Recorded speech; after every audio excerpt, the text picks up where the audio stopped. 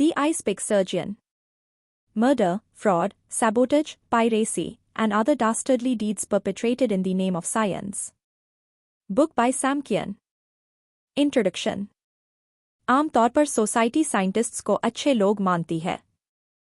जो चीज़ें हमारी जिंदगी को इम्प्रूव करती है उन्हें डिस्कवर करने के लिए ये लोग अपनी जिंदगी का बलिदान दे देते हैं। साइंटिस्ट्स हमें खुद को और जिस दुनिया में हम रहते हैं उसे अच्छे से समझने में हमारी मदद करते हैं। लेकिन साइंटिस्ट्स भी इंसान हैं। हम सब की तरह कभी कभी वह भी थोड़ी बेईमानी कर लेते हैं या कोई क्राइम कर देते हैं। इस समरी में उन साइंटिस्ट्स की कहानियां हैं जो साइंस के लिए लॉ के खिलाफ चले गए थे। लेकिन एक साइंटिफिक क्रिमिनल एक नॉर्मल क्रिमिनल से अलग कैसे होता है? क्या उनके क्राइम स्टैंडर्ड मर्डर या डकैती से ज्यादा एडवांस होते हैं? साइंटिस्ट्स अपनी गलतियों को दूसरों के सामने या खुद के सामने कैसे जस्टिफाई करते हैं? इस समरी में आप इन सभी सवालों के जवाब के साथ साथ और भी बहुत कुछ जानेंगे। हो सकता है कि आपको ऐसा लगे कि पास्ट में गुलामी, टॉर्चर और मर्डर को साइंस के नाम पर छिपा कर रखा गया है, लेकिन हैरानी की बात है कि इनमें से कई केस हाल ही में हुए हैं। उनसे जुड़ी डिस्कवरी आज भी काम आती हैं। इस समरी में अनएथिकल साइंस की मॉरलिटी के बारे में बात की गई है। ये कहानियां नॉलेज की खोज में एथिक्स के बारे में जो आपकी समझ है उसे चैलेंज करेंगी। स्लेवरी। हेनरी स्मिथमैन को बचपन में अच्छी एजुकेशन नहीं मिल पाई थी। उन्होंने अलमारियां बनाने, इंश्योरेंस बेचने और ट्यूशन पढ़ाने जैसे कई तरह के काम करने की भी कोशिश की थी, लेकिन वह इन सभी में फेल हो गए थे। 1771 में स्मिथमैन को सिएरा लियोन जाने का मौका मिला। उन्हें वहां से नेचुरल स्पेसिमेन जमा करने थे और उन्हें यूरोप लेकर आना था। उस समय जेंटलमैन के क्लास में शामिल होने के लिए साइंस एक शानदार तरीका था। स्मिथमैन ने उस मौके को तुरंत एक्सेप्ट कर लिया और फ्लाई नाम के एक शिप पर चढ़ गए। अपनी मंजिल पर पहुंचने के पहले ही स्मिथमैन और उनके असिस्टेंट ने समुद्र में उड़कर आ रहे कीड़ों को पकड़ लिया। इस वजह से वो फ्लाई कैचर के नाम से मशहूर हो गए। सिएरा लियोन में उतरने के बाद स्मिथमैन को पता चला कि वह एक ऐसी जगह थी जहां गुलामों को खरीदा बेचा जाता था। वहां अफ्रीकन्स को पकड़ा जाता था और अमेरिका के प्लांटेशन के मालिकों को बेच दिया जाता था। अंदाजन बताया जाता है कि 1500 से लेकर 1800 तक 10 मिलियन से भी ज्यादा अफ्रीकन्स को गुलाम बनाया गया था। स्मिथमैन गुलामी के सख्त खिलाफ थे। हालांकि उस समय के कई साइंटिस्ट्स की तरह ही उन्हें भी इस चीज को स्वीकार करना पड़ा था। यूरोपियन गवर्नमेंट कभी कभार ही साइंटिफिक यात्राओं के लिए पैसे देती थी। ज्यादातर नेचुरलिस्ट्स को व्यापार करने वाले जहाजों पर बैठकर अफ्रीका जाना पड़ता था। ये शिप या जहाज ट्रायंगुलर ट्रेड में लगे हुए थे। यूरोप से बंदूक और फिनिश्ड गुड्स यानी तैयार माल को अफ्रीका भेजा जाता था। फिर गुलामों को अफ्रीका से अमेरिका ले जाया जाता था। गुलामों को डाई, चीनी और दवाइयां बनाने के काम में लगाया जाता था और इन सामानों को यूरोप भेजा जाता था। साथ ही साइंटिस्ट्स मेल, ट्रांसपोर्ट, खाने और सप्लाईज के लिए गुलामों के ट्रेडर्स पर डिपेंडेड थे। यूरोप में रहने वाले नेचुरलिस्ट्स ने इन क्रूज को अफ्रीका से स्पेसिमेन इकट्ठा करके लाने के लिए रखा था। गुलामों को ले जाने वाले जहाजों में ऑस्ट्रिच यानी शुतुरमुर्ग के अंडे, आर्मडिलोज, सांप और इसके अलावा भी कई चीजों को यूरोप वापस भेजा जाता था। कार्ल लिनियस की 1735 में आई बुक सिस्टेमा नेचुरी ऐसे ही कलेक्शंस पर बेस्ड थी। कुछ नेचुरलिस्ट्स खतरनाक मिशन पर जाने से इनकार कर देते थे और अपने बजाय गुलामों को वहां भेज देते थे। इसमें पेड़ों पर चढ़ने, कीचड़ में जाने या कांटेदार झाड़ियों में कुछ ढूंढने जैसे काम शामिल होते थे। ज्यादातर गुलामों को इन मुसीबतों का सामना करने के लिए कोई पहचान या पैसे नहीं मिलते थे। यूरोप के ज्यादातर नेचुरल हिस्ट्री म्यूजियम सीधा गुलामी से जुड़े हुए हैं। लंदन से लेकर वियना तक कई कीमती सामानों को शायद गुलामों ने ही इकट्ठा किया था। मॉडर्न साइंटिस्ट्स आज भी क्लाइमेट में होने वाले बदलाव को स्टडी करने के लिए इन स्पेसिमेंट्स का इस्तेमाल करते हैं। कभी-कभी वह इवोल्यूशन को स्टडी करने के लिए इनसे डीएनए के सैंपल्स भी लेते हैं। अपने समय के कई दूसरे नेचुरलिस्ट्स के तरह स्मिथमैन को भी गुलामी से नफरत थी। हालांकि उनके पास गुलामों के ट्रेडर्स के साथ काम करने के अलावा कोई और दूसरा रास्ता नहीं था। शुरुआत में स्मिथमैन ने गुलामी के साथ अपने कनेक्शन को कम से कम रखा था। वह गाइड के तौर पर जो लोकल लोग फ्री रहते थे उन्हें हायर किया करते थे। स्मिथमैन के सबसे फेमस कामों में अफ्रीकन टर्माइट माउंट्स यानी दीमक के टीलों के बारे में की गई स्टडी शामिल है। लोकल्स इन टीलों को बग्गा बग हिल्स कहते थे। वे 12 फीट ऊपर तक जा सकते थे और इतने मजबूत होते थे कि 5 इंसानों का वजन उठा सकते थे। स्मिथमैन और उनके गाइड जल्दी से टीलों को तोड़कर उसके अंदर देखने की कोशिश करते थे, लेकिन उन्हें तुरंत वहां से भागना पड़ा था क्योंकि वर्कर दीमकों ने अपने टीलों को बचाने के लिए उनके ऊपर हमला कर दिया था। स्मिथमैन ने दीमक के टीलों के आर्किटेक्चर को समझ लिया था। उनका अंदाजा सही था कि उसे इस तरीके से बनाया जाता था जिससे कि टीलों में हवा आती रहे। स्मिथमैन दीमकों की रानी को डिस्कवर करने वाले पहले इंसानों में से एक थे। इसका वजन एक एवरेज वर्कर दीमक के मुकाबले 33,000 गुना ज्यादा होता है। एक रानी हर दिन 80,000 से भी ज्यादा अंडे दे सकती है। इसके अलावा स्मिथमैन ने इन टीलों में खेती करने की जगहों को भी डिस्कवर किया। अपनी कॉलोनी के लिए खाना पैदा करने के लिए वर्कर्स छोटे छोटे मशरूम उगाया करते थे। स्मिथमैन वह पहले इंसान थे जिन्होंने पता लगाया था कि इंसान दुनिया के पहले किसान नहीं थे। समय के साथ स्मिथमैन के मॉरल वैल्यूज या नैतिकता खत्म होने लगे।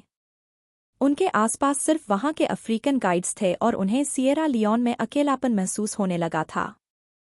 इसलिए उन्होंने गुलामों के ट्रेडर्स के साथ ज्यादा समय बिताना शुरू कर दिया। वे सभी लोग जाने पहचाने थे और उनके जैसे कल्चर से ही आए थे। 1.5 साल के बाद स्मिथमैन को फाइनेंशियल दिक्कतों का सामना करना पड़ा। उनका शुरुआती प्लान था कि वह इन स्पेसिमेंस को इंग्लैंड में बेचकर पैसे कमाएंगे, लेकिन गुलामों को ले जाने वाले जहाज पर स्मिथमैन सिर्फ सामान भेज सकते थे और यूरोप तक पहुंचने में उसे कई महीने लगते थे। तब तक शिप पर नमी, नमक वाला पानी और कीड़े मिलकर उनके स्पेसिमेंस को खराब कर देते। स्मिथमैन के पास कमाई का कोई साधन नहीं था, लेकिन वह फिर भी एक महान साइंटिस्ट बनना चाहते थे। इसलिए उन्होंने खाना, मोमबत्ती, जूते और दूसरी चीजों के बदले में गुलामों को बेचना शुरू कर दिया। गुलामों के ट्रेडर के लिए एक एजेंट की तरह काम करने से उन्हें सीधा यूरोप वापस जाने वाले जहाज पर जगह मिल गई थी। इससे उनके स्पेसिमेन के बिना खराब हुए यूरोप पहुंचने के चांसेज बढ़ गए थे। आखिरकार 1775 में स्मिथमैन इंग्लैंड लौट आए। लंदन वापस आने से उन्हें अपने मोरल वैल्यूज को वापस पाने में मदद मिली। उसके बाद 1786 में अपनी मौत से पहले तक वो गुलामी के खिलाफ लड़ते रहे। Grave robbing. 18वीं सेंचुरी में भी ब्रिटिश डॉक्टर्स को एनाटॉमी, शरीर को चीर-फाड़ कर उसे स्टडी करना के लिए बॉडी ढूंढने में दिक्कतों का सामना करना पड़ता था। लोगों का मानना था कि मरे हुए लोगों की बॉडी को काटने से वह मौत के बाद की जिंदगी में अपाहिज हो जाते हैं। ब्रिटिश गवर्नमेंट फांसी पर लटकाए गए क्रिमिनल्स की बॉडी को हॉस्पिटल में सप्लाई करती थी, लेकिन इससे हजारों मेडिकल स्टूडेंट्स के लिए सिर्फ कुछ ही बॉडी का इंतजाम हो पाता था। कई मेडिकल कॉलेज को ऐसा लगने लगा था कि अब वह लीगली सप्लाई की गई बॉडी पर डिपेंडेंट होकर नहीं रह सकते हैं। इसका एक ही उपाय था कि कब्र में से बॉडी को चुरा लिया जाए। उस समय गवर्नमेंट ऐसे क्राइम को ज्यादातर अनदेखा कर देती थी। वो चाहते थे कि यंग डॉक्टर्स जितना हो सके उतने बॉडी को स्टडी कर ट्रेन हो सकें। इस तरह वो जिंदा पेशेंट्स पर गलतियां नहीं करेंगे। इसके अलावा ज्यादातर पावरफुल ऑफिशियल्स बहुत अमीर होते थे। वो मजबूत कॉफिन खरीद सकते थे क्योंकि वो ज्यादा महंगे होते थे। वो लोगों को लाश के सड़ने तक उनकी कब्र की सुरक्षा करने के लिए पैसे भी देते थे। स्टूडेंट्स के साथ साथ मेडिकल रिसर्चर्स को भी कई बॉडी की जरूरत पड़ती थी। उनमें से कुछ ऐसे भी थे जिन्हें एनाटॉमी बहुत पसंद थी, जैसे कि जॉन हंटर। हंटर ने कई बॉडी को काटा था और उन्हें इससे दर्जनों बार बड़ी कामयाबी मिली थी। इससे उन्होंने टियर डक्ट्स, ऑल्फैक्टरी नर्व्स और 4 तरह के दांतों को डिस्कवर किया था। हंटर हार्ट को फिर से शुरू करने के लिए बिजली का इस्तेमाल करने वाले पहले इंसान थे। हंटर को कब्र में से बॉडी चोरी करने वाले गैंग्स के साथ काम करने के लिए जाना जाता था। यह ऑर्गेनाइज्ड क्रिमिनल्स होते थे जो जितनी जल्दी हो सके उतनी जल्दी कब्र से बॉडी को चुरा लेते थे ताकि वह फ्रेश रह सकें। यहाँ तक कि ज़्यादा एडवांस्ड ग्रुप्स अंतिम संस्कार और दफनाने के नियमों पर नज़र रखने के लिए जासूसों को भी हायर करते थे। ये जासूस अक्सर औरतें हुआ करती थी क्योंकि उनके ऊपर लोग काम शक करते थे। इन गैंग्स ने रात के अंधकार में अपना काम करने में महारत हासिल कर ली थी। वो या तो कब्रिस्तान के गार्ड को रिश्वत दे देते थे या फिर उन्हें शराब पिला देते थे। कब्र लूटने वाले लोग ध्यान से सारे कपड़ों और गहनों को वापस कब्र में रख देते थे। उस समय उन चीज़ों को चुराना सबसे बड़ा अपराध माना जाता था। कब्र लूटने वालों को हर बॉडी के लिए 2 पाउंड तक मिल सकते थे।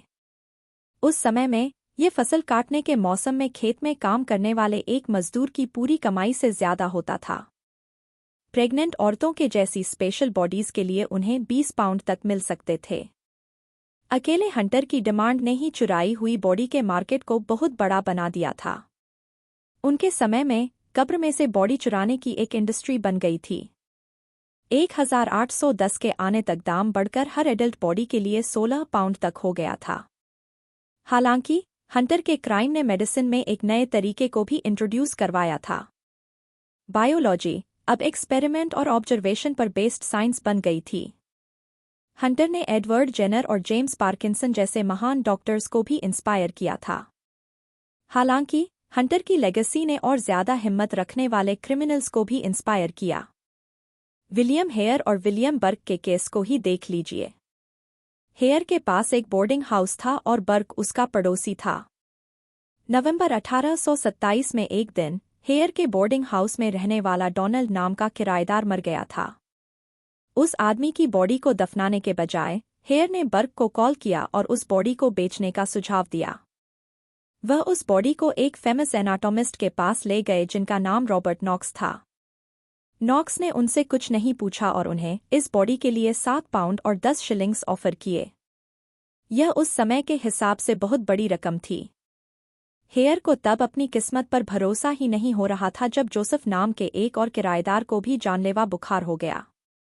हालांकि जोसेफ इतनी जल्दी मर नहीं रहा था, इसलिए एक रात बर्क ने जोसेफ के मुंह को तकिए से दबा दिया और हेयर उसकी छाती पर चढ़ा रहा। भले ही जोसेफ वैसे भी मरने वाला था, फिर भी हेयर और बर्क ने उसका मर्डर किया था। एक बार फिर से डॉक्टर नॉक्स ने बिना कोई सवाल पूछे उस बॉडी को खरीद लिया। उनके जैसे एक्सपीरियंस्ड एनाटॉमिस्ट को मर्डर के सबूत मिल जाने चाहिए थे, लेकिन उनके समय के बाकी रिसर्चर्स की तरह नॉक्स ने भी सब कुछ अनदेखा कर दिया था। हालांकि नॉक्स ने अनजाने में ही हिस्ट्री की सबसे भयानक सीरियल किलिंग की शुरुआत कर दी थी। हेयर और बर्क ने अगले 10 महीनों में और 14 लोगों को मार दिया था। ये सारी लाशें आखिर में रॉबर्ट नॉक्स के ऑपरेशन टेबल पर पहुंच गई थीं। हेयर और बर्क के मर्डर का सिलसिला आखिरकार तब जाकर खत्म हुआ जब उन्होंने अपने 3 किराएदारों को मारने की कोशिश की। वो एन और जेम्स नाम के यंग कपल थे और मार्गरेट नाम की एक बूढ़ी औरत थी। हेयर और बर्क मार्गरेट को मारने में कामयाब रहे थे, लेकिन एन ने उसकी बॉडी को देख लिया था। वो जेम्स के साथ उस मर्डर के बारे में पुलिस को रिपोर्ट करने के लिए वहां से भाग निकली थी। बर्क को उसके अपराधों के लिए फांसी की सजा दी गई, लेकिन हेयर बर्क के खिलाफ सबूत देकर बच गया। यहां तक कि नॉक्स भी गिरफ्तार होते होते बचे थे। हालांकि उन्होंने कहा था कि उन्हें पता नहीं चल पाता था कि वह बॉडी मर्डर किए गए लोगों की थीं। नॉक्स और हंटर के काम ने ब्रिटिश गवर्नमेंट को इसका उपाय ढूंढने के लिए मजबूर कर दिया था। इस वजह से 1832 का एनाटॉमी एक्ट आया। गवर्नमेंट ने एक प्रोसीजर बना दिया जिसके जरिए लोग मेडिकल स्टडीज के लिए अपनी बॉडी को डोनेट कर सकते थे। एनाटॉमिस्ट्स और मेडिकल स्टूडेंट्स लावारिस बॉडी को कानूनी तौर पर ले सकते थे। इससे कब्र को लूटने वालों का मार्केट बंद हो गया।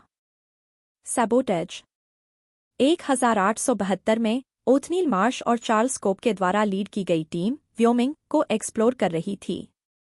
यह डायनासोर के फॉसिल को ढूंढने का गोल्डन एज था।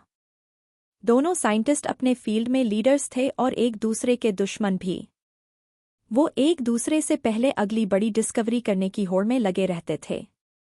दोनों साइंटिस्ट एक दूसरे पर नज़र रखते थे और एक दूसरे के द्वारा खोजी गई नई चीज़ों को चुराने की कोशिश करते थे। एक दिन कोप ने चुपके से मार्श के साइट पर खुदाई शुरू कर दी। वह नए हड्डियों के सेट को देखकर बहुत खुश हो गए थे। कोप ने लेटेस्ट डायनासोर पर एक डिटेल्ड पेपर पब्लिश की। बदकिस्मती से कोप एक जाल में फंस गए थे। असल में मार्श ने उस साइट पर कई अलग अलग तरह की स्पीसीज के हड्डियों को बिखेर दिया था। कोप उनके जाल में फंस गए थे और पब्लिक में खुद का मजाक बनवा लिया था। अब उन्हें पब्लिकेशन से तुरंत उस पेपर को हटाने के लिए मजबूर किया गया। मार्श और कोप की दुश्मनी एक दूसरे के काम को खराब करने से भरी हुई थी। लेकिन इस बेवकूफ़ी के बावजूद भी इस कंपटीशन ने दोनों को अनगिनत डिस्कवरीज करने के लिए बढ़ावा दिया था। उन्होंने हजारों फॉसिल्स खोद निकाले थे और म्यूजियम डायनासोर की हड्डियों से भर गए थे। एक छिपकली जैसी अनजान स्पीसीज अभी तक की सबसे फेमस प्रीहिस्टोरिक एनिमल में बदल गई थी। लेकिन ये दोनों एक दूसरे से मिले कैसे? ये दोनों बिल्कुल अलग तरह के बैकग्राउंड से थे। मार्श ने अपनी जवानी का ज्यादातर समय शिकार करते हुए और मछलियां पकड़ते हुए बिताया था। उनके एक अमीर अंकल थे जिनका नाम जॉर्ज पीबॉडी था। अंकल पीबॉडी की रिक्वेस्ट पर मार्श 20 साल की उम्र में फिलिप्स एक्सेटर एकेडमी गए। वो वहां बाकी स्टूडेंट्स से उम्र में बहुत बड़े थे। लेकिन स्कूल जाने की वजह से मार्श के अंदर नेचुरल साइंस के बारे में इंटरेस्ट डेवलप हो गया था। आगे चलकर वह हायर स्टडीज के लिए येल यूनिवर्सिटी गए। वहीं कोप बचपन से ही बहुत तेज थे। बचपन में वह सांप पकड़ते थे और उसे एग्जामिन करते थे। 21 साल की उम्र तक कोप ने 31 साइंटिफिक पेपर पब्लिश कर दिए थे। इन दोनों ने पहली बार 1868 में साथ में काम किया था। मिड 19वीं सेंचुरी में अमेरिका डायनासोर के फॉसिल का एक हॉटस्पॉट बन गया था। कई खुदाई करने वाले मजदूरों को अजीब सी हड्डियां मिलती थी और वह तुरंत साइंटिस्ट्स को इस बारे में खबर कर देते थे। इसलिए कोप ने 1866 में खुदाई वाली साइट के पास काम करना शुरू कर दिया था। कोप ने उसी साल एक नए डायनासोर को डिस्कवर किया था और उसका नाम ड्रायोप्टोसॉरस रखा था। मार्श ने इस खोज के बारे में सुना और फिर न्यू जर्सी में उनकी साइट पर कोप को ज्वाइन करने के लिए रिक्वेस्ट की। कोप मान गए और मार्च 1868 में लगभग एक हफ्ते तक दोनों ने साथ काम किया। हालांकि मार्श सिर्फ डायनासोर को देखने के लिए न्यू जर्सी नहीं गए थे। कोप से फॉसिल को छिपाकर रखने के लिए उन्होंने आसपास के खुदाई के साइट के मालिकों को रिश्वत दी थी। मार्श ने उन्हें पैसे दिए थे कि जो सबसे अच्छे फॉसिल होंगे उसे वह उनके पास भेज दें। इसका नतीजा यह हुआ कि ज्यादातर कंप्लीट स्पेसिमेन हमेशा येल में मार्श के एग्जिबिट में पहुंचते थे। लेट 1860 में कई फॉसिल्स को वेस्टर्न अमेरिका में डिस्कवर किया गया था।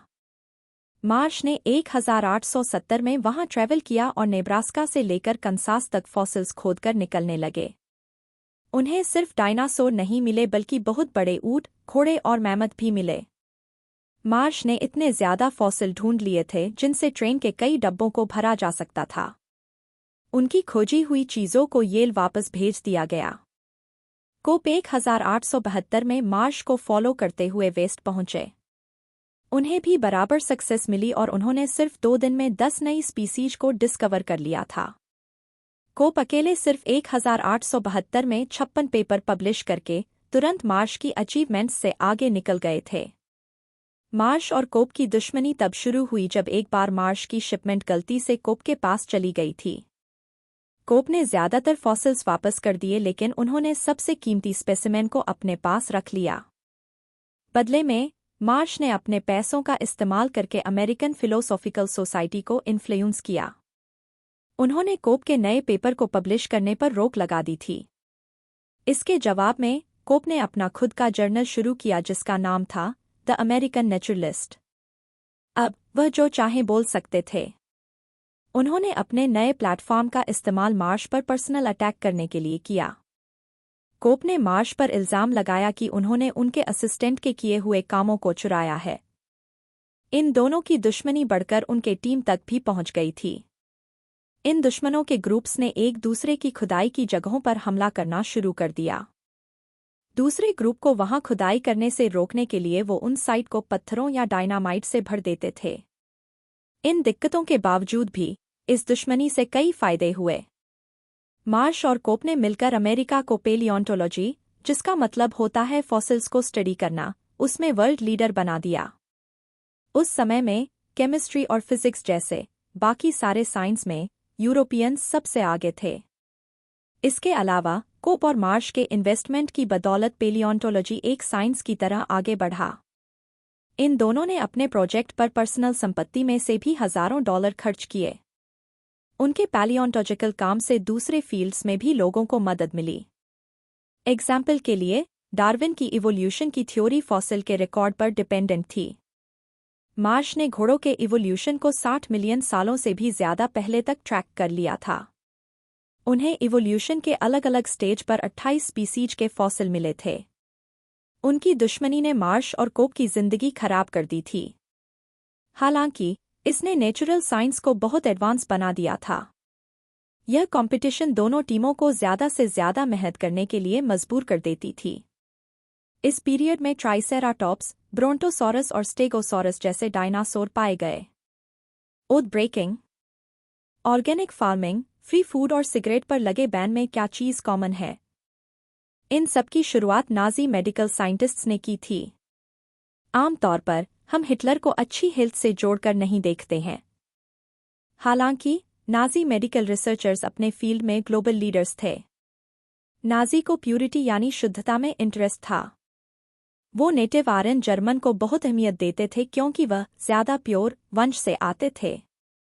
नाजी को ऐसा लगता था कि प्रिजर्वेटिव और तंबाकू उनके प्योर खून को खराब कर देंगे।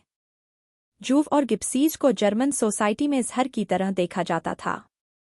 इसका नतीजा यह हुआ कि जर्मन डॉक्टर्स ने तय कर लिया कि जो लोग आर्यन नहीं हैं, उन्हें इंसान होने का हक भी नहीं मिलना चाहिए। वह जर्मन हेल्थ स्टैंडर्ड्स को इम्प्रूव करने के लिए दूसरे रेस के लोगों पर एक्सपेरिमेंट कर सकते थे। लेकिन इन डॉक्टर्स ने पहले ही हिप्पोक्रेटिक ओथ ले ली थी, यानी उन्होंने किसी भी इंसान को कोई नुकसान न पहुंचाने का वादा कर दिया था।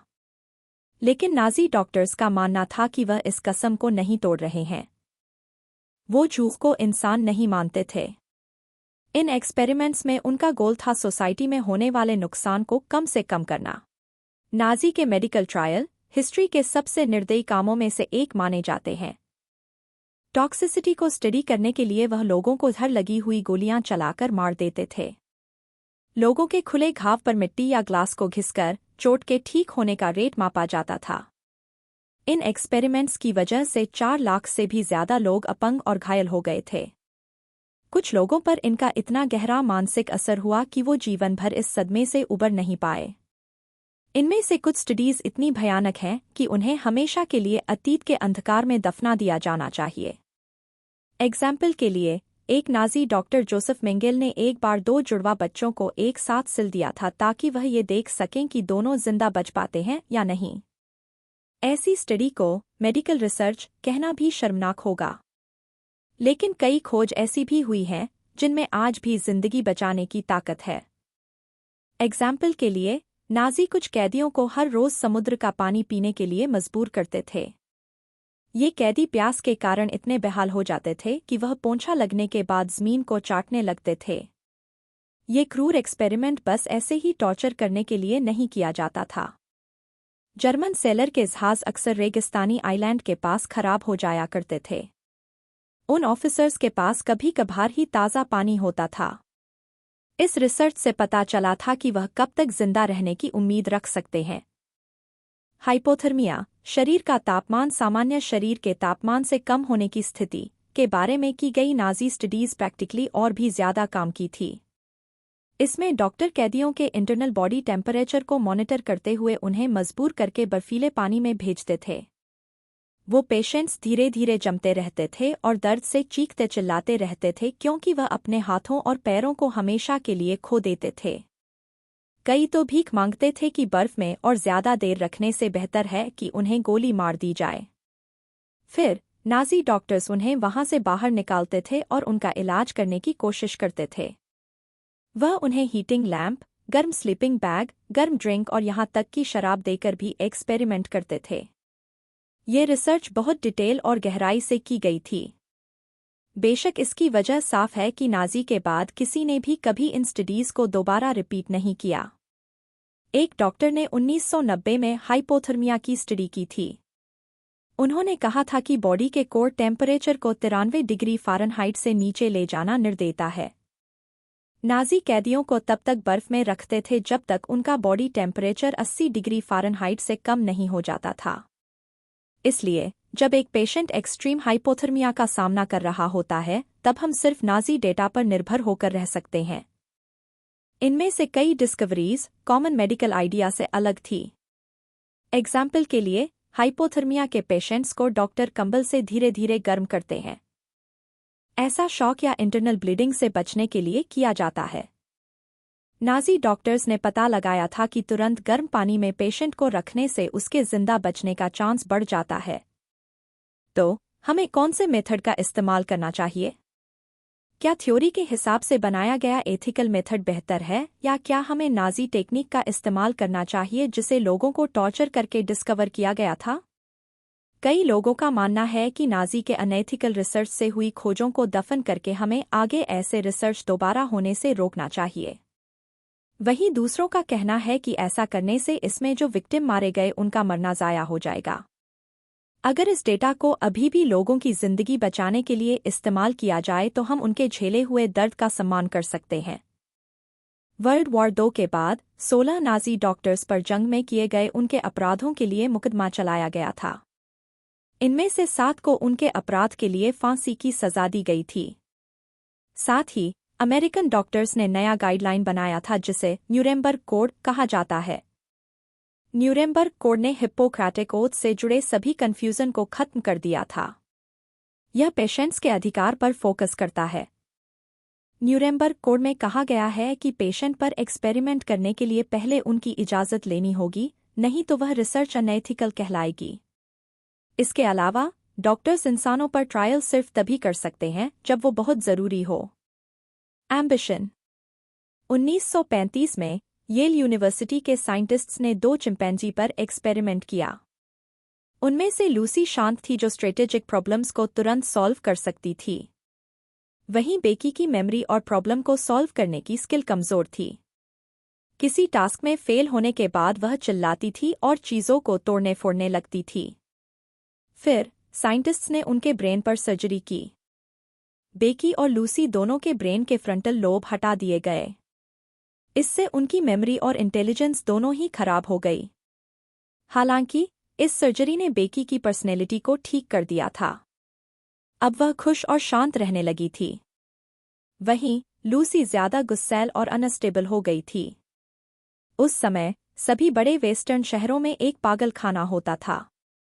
ये ऐसे मेंटल पेशेंट्स से भरा रहता था जिन्हें ठीक नहीं किया जा सकता था। वहाँ फैसिलिटी बहुत खराब होती थी, बहुत भीड़ होती थी और वो जगह दर्दभरी चीखों से भरी रहती थी। वहाँ के स्टाफ हमेशा पेशेंट्स को मारते थे और उनके साथ बुरा बर्ताव करते थे।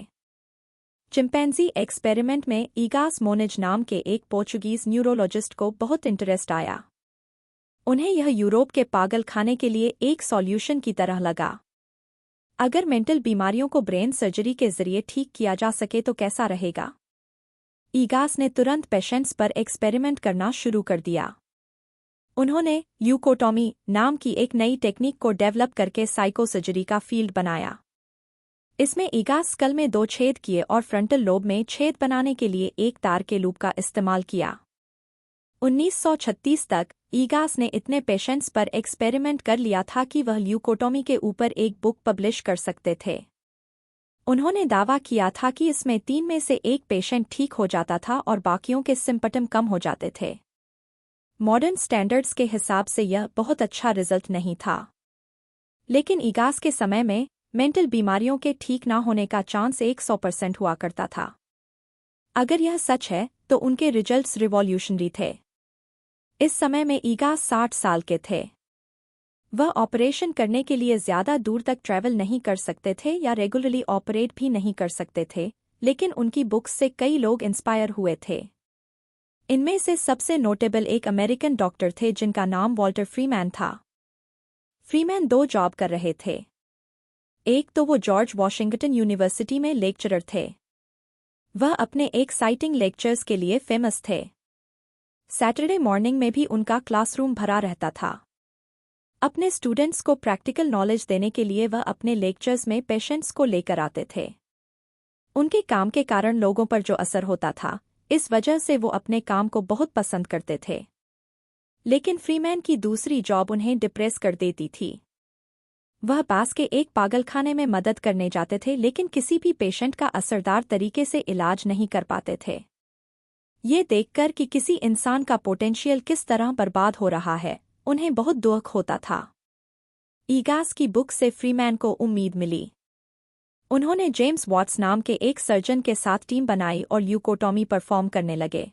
इन दोनों ने मिलकर एक नई टेक्निक डेवलप की जिसे लोबोटॉमी कहा जाता था। यह ईगास की टेक्निक से ज्यादा असरदार थी। इसमें वॉट्स ने फ्रंटल लोब और लिम्बिक सिस्टम के बीच के कनेक्शन को काटने के लिए एक पतले से कम धार वाले चाकू का इस्तेमाल किया था। 1936 के आखिर तक उन्होंने हर हफ्ते करीब एक पेशेंट का इलाज किया था। उनमें से आधे पेशेंट अपने परिवारों के पास वापस लौट गए थे। हालांकि लोबोटॉमी के खतरनाक साइड इफ़ेक्ट्स हो सकते थे। एक बार वॉट्स के चाकू से एक नस कटने की वजह से एक पेशेंट की मौत हो गई थी। लोबोटॉमी स्किज़ोफ्रेनिया और शराब की लत जैसे कंडीशन को और भी ज्यादा खराब कर देती है। इसका नतीजा यह हुआ कि फ्रीमैन ने लोबोटॉमी के लिए नए तरीके ढूंढने शुरू किए। 1945 में उन्हें ऑपरेशन करने का एक बेहतर एंगल मिला। उन्होंने डिस्कवर किया कि हम आंखों के सॉकेट के जरिए फ्रंटल लोब तक पहुंच सकते हैं। फ्रीमैन ने आंखों के नीचे से एक रॉड घुसाकर ऑर्बिटल हड्डी को तोड़ते हुए ब्रेन तक पहुंचने की कोशिश की। इस नई टेक्निक को ट्रांसऑर्बिटल लोबोटॉमी कहा जाता था। ऑर्बिटल हड्डी को तोड़ने के लिए सर्जिकल सुई बहुत कमजोर थी, इसलिए फ्रीमैन ने पहली सर्जरी उस आइसपिक बर्फ तोड़ने के लिए एक पतला सा टूल के इस्तेमाल से की जो उन्हें अपने किचन में मिली थी। 1946 तक उन्होंने पूरे अमेरिका में अपनी आइस पिक सर्जरी शुरू कर दी थी। फ्रीमैन पूरे देश में डॉक्टर्स को ट्रेन करते थे और पेशेंट्स का इलाज करते थे। फ्रीमैन को अपनी मेहनत के लिए ज्यादा पैसे नहीं मिलते थे। वह अक्सर फ्री में ऑपरेशन किया करते थे और पागलखाने से हर पेशेंट के लिए बस $20 चार्ज करते थे। इस रास्ते में उन्होंने कई लोगों की जिंदगी को बेहतर बनाया था। हालांकि समय के साथ फ्रीमैन अपनी सर्जरी को लेकर बहुत ज्यादा कॉन्फिडेंट हो गए थे। जेम्स वॉट्स सिर्फ उन पेशेंट्स का ऑपरेशन करते थे जिनसे बिल्कुल भी उम्मीद नहीं होती थी या जो बहुत ज्यादा डिस्टर्ब्ड होते थे। लेकिन फ्रीमैन ने हल्के सिम्पटम वाले पेशेंट्स का भी इलाज करना शुरू कर दिया था।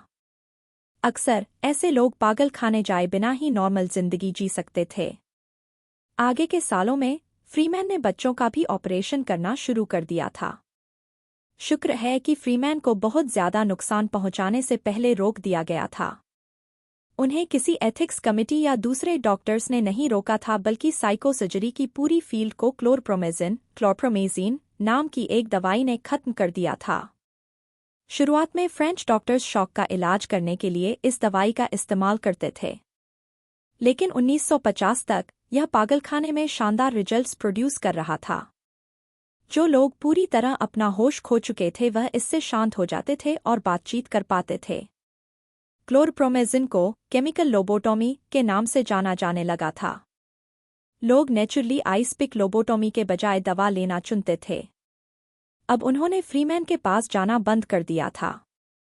उन्होंने आखिरी सर्जरी 1972 में की थी।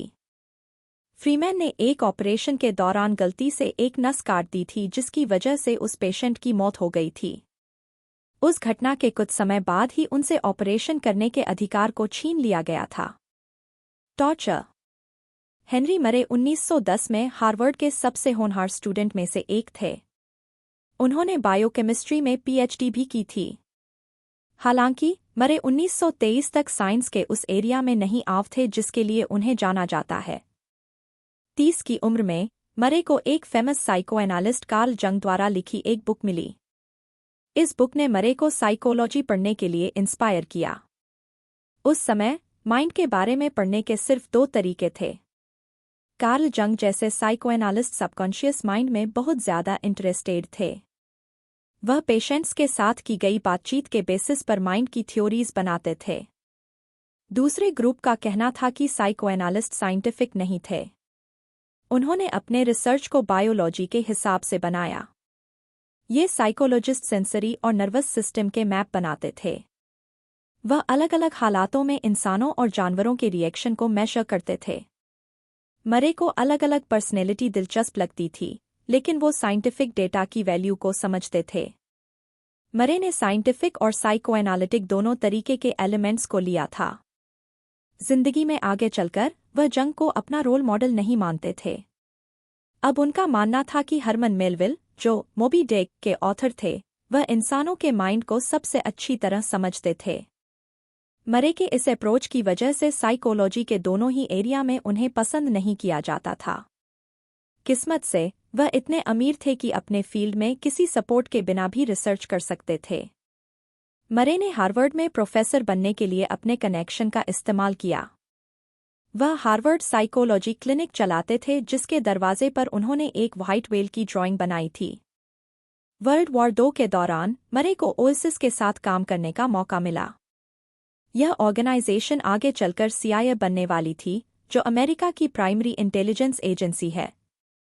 मरे का काम था हिटलर के जैसे दुश्मनों का साइकोलॉजिकल प्रोफाइल बनाना। वर्ल्ड वॉर 2 के बाद कोल्ड वॉर शुरू हो गया। सोवियत यूनियन और चाइना वेस्टर्न डेमोक्रेसी के मुकाबले में कम्युनिज्म को प्रमोट कर रहे थे। लेकिन क्योंकि कोल्ड वॉर में हथियारों का इस्तेमाल नहीं हो रहा था, इसलिए साइकोलॉजिकल जंग जरूरी हो गया। कम्युनिस्ट देशों ने अपने क्रिटिक्स के खिलाफ टॉर्चर को एक हथियार की तरह इस्तेमाल करना शुरू किया। वॉर में पकड़े गए कैदियों के माइंड को वह पूरी तरह खराब कर देते थे। इस टॉर्चर की वजह से ये लोग मुकदमे के दौरान बातों को जबरदस्ती मानने के लिए मजबूर हो जाते थे। कुछ तो ऐसे क्राइम को भी मान लेते थे जो उन्होंने कभी किए ही नहीं होते थे, जैसे कि बायोलॉजिकल वॉर।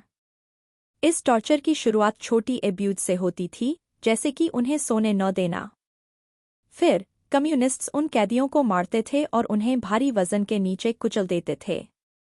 फिर सोवियत यूनियन क्रिएटिव हो गए और उनके अंदर ऐसे केमिकल्स इंजेक्ट करने लगे जिससे उन्हें दौरे पड़ते थे। इन टॉर्चर मेथड्स की वजह से विक्टिम बहुत स्ट्रेस में आ जाते थे। धीरे धीरे वो इस दर्द को खत्म करने के लिए हर बात बोलने या मानने के लिए तैयार हो जाते थे। इन घटनाओं ने मरे को एक नया एक्सपेरिमेंट डिजाइन करने के लिए इंस्पायर किया। उन्होंने एक इंसान के वैल्यूज और मॉरल्स पर अटैक करके उन्हें गलत साबित करने के बारे में सोचा। ऐसा अटैक करने से उस इंसान की हिम्मत और उसका जज्बा खत्म हो जाएगा। इसका नतीजा यह होगा कि उन्हें आसानी से मैनिपुलेट किया जा सकेगा। मरे ने इस आइडिया को टेस्ट करने के लिए गिफ्टेड कॉलेज मैन की शुरुआत की। उन्होंने हार्वर्ड के स्टूडेंट्स को इकट्ठा किया और उनसे बुरे बर्ताव में सवाल जवाब किए। टेड कैसिंस्की इस प्रोग्राम के पार्टिसिपेंट्स में से एक थे। टेड एक गिफ्टेड स्टूडेंट थे जिन्होंने 17 साल की उम्र में ही हार्वर्ड में जगह पाली थी। इस वजह से टेड को स्टडी करने के लिए मरे को टेड के पेरेंट्स से परमिशन लेनी पड़ी थी। मरे ने इस स्टडी को स्टूडेंट लाइफ की फिलोसॉफी के बारे में की जाने वाली एक फ्रेंडली डिबेट बताया था। यह झूठ न्यूरेमबर्ग कोड का उल्लंघन था। असल में स्टूडेंट्स से डिबेट करने के लिए मरे ने एक लॉयर को हायर किया था। वह लॉयर उन स्टूडेंट्स की इंसल्ट करते हुए उनकी फिलोसॉफी को गलत बताता था। टेड ने इस बुरे बर्ताव को 3 सालों तक 200 से भी ज्यादा घंटों तक सहन किया। उनके अपने स्ट्रॉन्ग ओपिनियन थे और वह हमेशा लॉजिकल डिबेट करने की कोशिश करते थे। इस वजह से मरे ने टेड का निकनेम लॉफुल रख दिया था। टेड बताते हैं कि मरे की स्टडी के दौरान बिताया गया समय उनकी जिंदगी का सबसे बुरा वक्त था। भले ही उन्हें टॉर्चर नहीं किया गया था, लेकिन फिर भी उन्हें दर्दनाक हालातों से गुजरना पड़ा था। अपने पर्सनल बिलीफ्स के टूटने की वजह से टेड बहुत डिस्टर्ब हो गए थे। मरे के साथ बिताए गए समय की वजह से ही शायद टेड मोंटाना के गांव में एक केबिन में रहने के लिए चले गए थे। वहां से वह अमेरिकन हिस्ट्री के सबसे फेमस क्रिमिनल्स में से एक बन गए। 1978 और 1995 के बीच टेड ने पूरे अमेरिका में 16 बॉम्ब भेजे थे। FBI ने उनका नाम अनबॉम्बर रख दिया था क्योंकि वह यूनिवर्सिटी और एयरलाइंस को अपना टारगेट बनाते थे। टेड की खोज FBI की आज तक की सबसे लंबी और सबसे महंगी इन्वेस्टिगेशन रही है। सोसाइटी के बारे में अपनी थ्योरीज को पब्लिश करने के लिए वह अपनी शोहरत का इस्तेमाल करते थे। टेड का कहना था कि सारे साइकोलॉजिकल रिसर्च अनएथिकल होते हैं। इसके अलावा उनका मानना था कि इंडस्ट्रियलाइजेशन ने इंसान की आत्मा को मार दिया है। मरे के रिसर्च में क्रूरता जानबूझकर नहीं की गई थी। उनकी खोज ने स्ट्रेस के बारे में हमारी समझ को बेहतर बनाया है। ऐसी ही स्टडीज ने लोगों को स्ट्रेस हैंडल करने की स्ट्रेटजी बनाने में मदद की है। लेकिन अपने गोल को पाने की कोशिश में मरे ने एक इंसान को अनबम्ब बना दिया था। कंक्लूजन। सबसे पहले आपने जाना कि गुलामों के ट्रेड से नेचुरल साइंस पर कैसे असर पड़ता था। कई नेचुरलिस्ट्स अफ्रीका में अपना काम करने के लिए गुलामों के ट्रेडर्स पर डिपेंडेड थे। यहाँ तक कि हेनरी स्मिथमैन जैसे साइंटिस्ट अपनी स्टडीज को फंड करने के लिए गुलामों को बेचते भी थे। गुलामों द्वारा मिले स्पेसिमेन को आज भी यूरोप के म्यूजियम में देखा जा सकता है। दूसरा, आपने जाना कि कब्र को लूटने से एनाटॉमी कैसे एडवांस हुई। 18वीं सेंचुरी में साइंटिस्ट्स के पास एक्सपेरिमेंट करने के लिए बॉडी की कमी थी। तब प्रोफेशन गैंग्स कब्र खोदते थे और उनमें से निकाली गई बॉडी को बेच देते थे। हंटर और नॉक्स जैसे डॉक्टर्स ने इन बॉडीज का इस्तेमाल करके अपने करियर को बनाया था। यहाँ तक कि बर्क और हेयर जैसे कुछ क्रिमिनल्स बॉडी बेचने के लिए लोगों का मर्डर भी कर देते थे। तीसरा, आपने उस दुश्मनी के बारे में जाना जिसने पेलियोंटोलॉजी में रिवॉल्यूशन ला दिया था। मार्श और कोप ने पूरे अमेरिका में कई डायनासोर खोद निकाले थे। उन्होंने इवोल्यूशन की रिसर्च की रफ्तार को बढ़ा दिया था और दुनिया भर में डायनासोर को फेमस बना दिया था। इन दोनों का कंपटीशन एक दूसरे के काम को खराब करने से भरा हुआ था। वह अक्सर एक दूसरे के स्पेसिमेन को खराब कर देते थे और एक दूसरे के करियर को बर्बाद करने की कोशिश करने में लगे रहते थे। चौथा, आपने नाजी जर्मनी में हो रहे अनएथिकल मेडिकल रिसर्च के बारे में जाना। उन्होंने हिप्पोक्रेटिक ओथ को अपने फायदे के लिए बदल लिया था, जिससे उन्हें नॉन जर्मन पेशेंट्स को टॉर्चर करने की आज़ादी मिल गई थी। हालांकि इन निर्दयी ट्रायल्स से हमें हाइपोथर्मिया और डिहाइड्रेशन के बारे में कीमती डेटा मिला था। नाजी एक्सपेरिमेंट्स की वजह से पेशेंट्स के अधिकारों को बचाकर रखने के लिए अमेरिका के डॉक्टर्स ने न्यूरेमबर्ग कोड बनाया। पांचवा, आपने साइकोसर्जरी की शुरुआत के बारे में जाना। ईगास मोनेज ने चिंपैंजी में पॉजिटिव रिजल्ट्स देखने के बाद ल्यूकोटोमी की शुरुआत की थी। ईगास की खोज के हिसाब से वॉल्टर फ्रीमैन ने भी लोबोटोमी को डेवलप किया था। उन्होंने इस एक्सपेरिमेंटल प्रोसीजर को हजारों पेशेंट्स पर किया। इससे जहां कुछ पेशेंट्स की हालत इंप्रूव हुई थी, वहीं बाकियों की हालत और भी ज्यादा खराब हो गई या वह फ्रीमैन के ऑपरेशन टेबल पर ही मर गए थे। छठा, आपने इंसान की साइकोलॉजी को स्टडी करने के लिए टॉर्चर के इस्तेमाल के बारे में जाना। कोल्ड वॉर के दौरान कम्युनिस्ट देशों ने पॉलिटिकल कैदियों से झूठी बातें मनवाने के लिए इसका इस्तेमाल किया था। इससे हेनरी मरे को गिफ्टेड कॉलेज में स्टडी शुरू करने की इंस्पिरेशन मिली थी। अनबॉम्बर टेड कैसिंस्की उन स्टूडेंट्स में से एक थे जिनके साथ इस स्टडी में साइकोलॉजिकली बुरा बर्ताव किया गया था। ये कहानियां हमें इंसानों के प्रोग्रेस का वो पहलू दिखाती है जो बेहद काला और भयानक है। ये दिखाती है कि एक तरह तो इंसान जीनियस हो सकता है, लेकिन वो उतना ही निर्दयी और क्रूर भी हो सकता है। साइंस की अनएथिकल हिस्ट्री को जानने से हमें फ्यूचर में ऐसी गलतियों से बचने में मदद मिलती है। ये लेसन अपने वैल्यूज के साथ समझौता किए बिना इंसान की नॉलेज का दायरा बढ़ाने में मदद करेंगे।